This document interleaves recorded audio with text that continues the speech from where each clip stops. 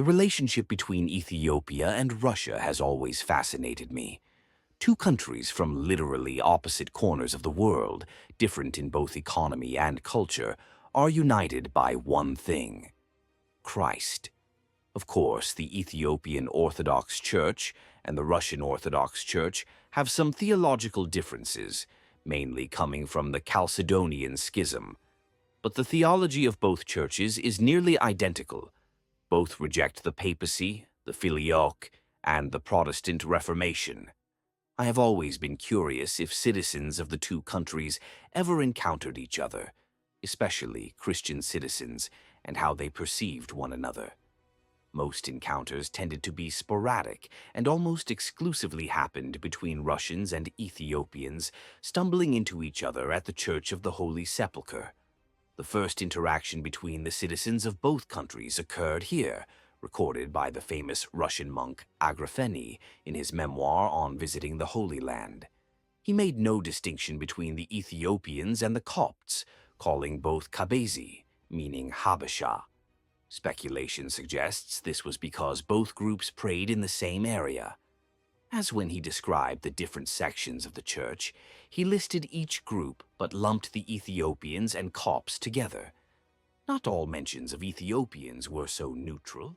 Some Russian monks, emphasis on some, not all, referred to Ethiopian Christians as followers of the accursed faith, sometimes lumping them together with Jews, Muslims, Copts, and Armenians.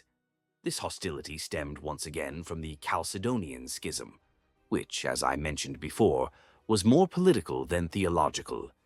The Council's biggest issue was the nature of Christ.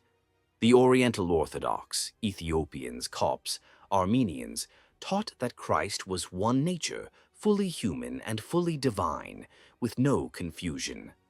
The Chalcedonians, on the other hand, taught that Christ was two natures, fully human and fully divine, with no confusion. Another well-known interaction between Ethiopians and Russians at the Holy Sepulchre, this one more positive, was recorded by Vasil Gagra, a merchant, priest, and pilgrim to the Holy Land. He observed the Ethiopians during their vigils and noted his sympathy for them, commenting on the unfair persecution they endured at the hands of the Ottomans while worshipping in their small corner. He compassionately called them poor and miserable. The history of Russia and Ethiopia after the Ottomans was more diplomatic and hopeful. Throughout the 1800s, the Russian Orthodox Church made efforts to reunite with their Ethiopian brothers, but due to Ethiopia's isolation and the outbreak of World War I in Russia, these efforts were never fruitful. Famously, a Russian confidant of Emperor Menelik II, Alexander Buletovich, who after becoming a renowned monk on Mount Athos, tried to bring about reunification between the Ethiopian and Russian churches.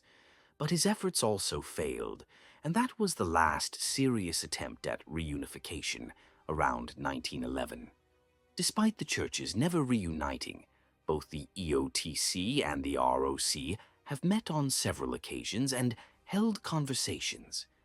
Ethiopians, in particular, remember the sympathetic Russians who came to their aid when Italy invaded their land. I will link to the academic papers that helped me with research below. Thanks for watching. Christos Anesti.